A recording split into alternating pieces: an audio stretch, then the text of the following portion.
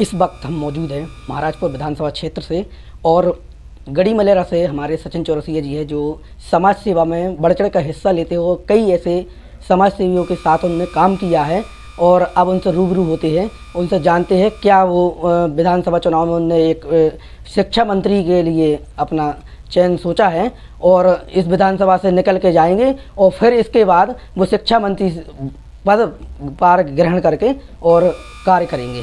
उनसे सीधी बात करते हैं कि उनने यह उद्देश्य चुना है। जी सर, आपका शुभ नाम? नमस्कार, सबको नमस्कार। मेरा नाम है सचिन चौरसिया, गड़ी मलेरा से। तो जैसे कि आप जानते हैं कि विधानसभा के चुनाव आने वाले हैं और आज अमृत महोत्सव के रूप में अपनी आज़ादी को हम लोग 75 वर्ष से मना रहे हैं। लेकिन मेरा मानना, जानना, समझना सब ऐसा है कि आज जो हमें विकास की स्थिति भारतवर्ष में दिखाई देनी चाहिए थी, उस और देशों के परिप्रेक्ष्य में उसमें अपन लोग बहुत पीछे हैं अभी। जिसमें मैं महाराजपुर विधानसभा 48 नंबर मध्य प्रदेश की आती है, उसमें मैंने देखा है कि जितने पुराने विधायक हुए हैं उन्होंने इस क्षेत्र में कुछ विकास नहीं किया है, चाहे वो राजनीतिक स्तर का हो या सामाजिक स्तर का हो या आर्थिक स्तर का हो या शैक्षणिक स्तर का हो। जो भौगोलिक ज्योग्राफी अपने महाराजपुर सीट की है, इसमें मैं देखता हूँ कि यूपी के बॉर्डर से है और इसके आसपास घनघोर घने जंगल भी हैं, नदियों का प्रवाह भी है, उर्मिल नदी बहती है और यहाँ फुटेरा डैम भी है, लहचुरा डैम भी है जो हरपालपुर के पास आता है।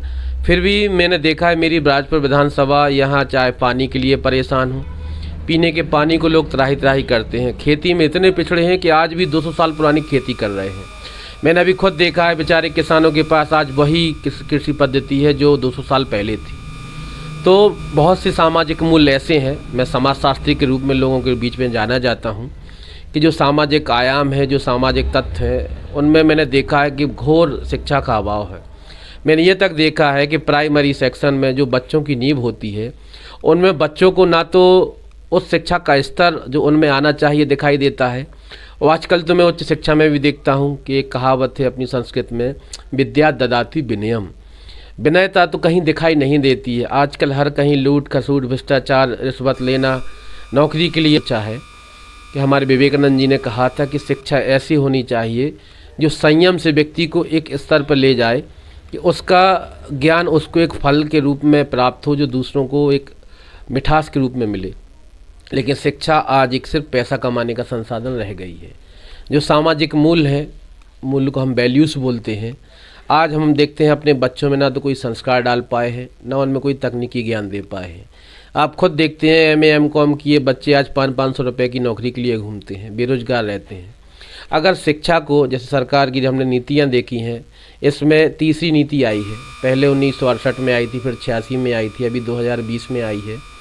तो जो राष्ट्रीय शिक्षा नीति है, इसमें हम ये देखते हैं कि अभी भी शिक्षा बहुत पीछे है। सरकार अपनी आय का 6% ही इसमें देती है। अब 6% शिक्षा के लिए हम दे रहे हैं और देख रहे हैं कि मानव संसाधन का तो नाम बदल के अब शिक्षा नीति बना दिया गया है।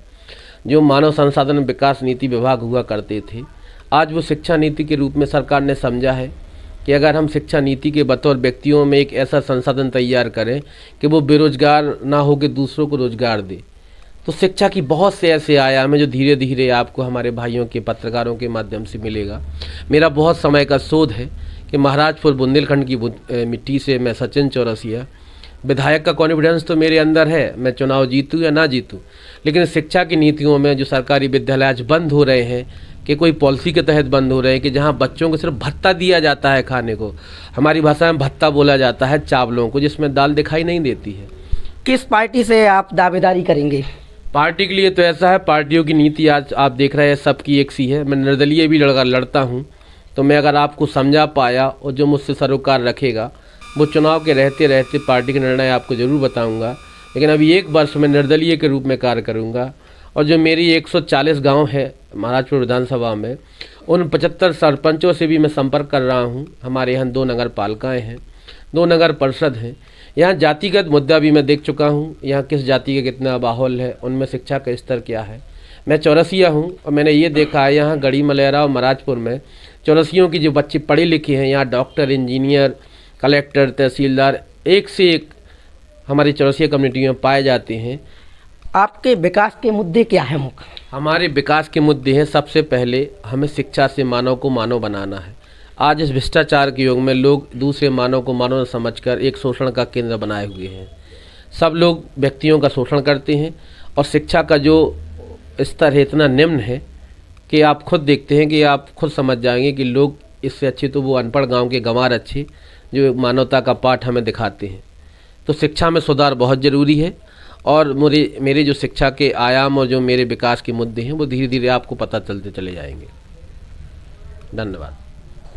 जी, ये हमारे साथ थे ज़मीनी स्तर से मेहनत करने वाले गढ़ी मलेरा क्षेत्र से सचिन चौरसिया जी। इन्होंने अपनी बात रखी और उन्होंने बताया कि किस प्रकार से अपन सबसे पहले शिक्षा के क्षेत्र में ही काम करेंगे और इनका उद्देश्य भी यही उद्देश्य है कि शिक्षा मंत्री के तौर पर अपन काम करेंगे और ज़मीनी स्तर से जो शिक्षा का स्तर गिरता जा रहा है उसी पर ध्यान देंगे। तो हमारे साथ सचिन चौरसिया के साथ शिवम चौरसिया।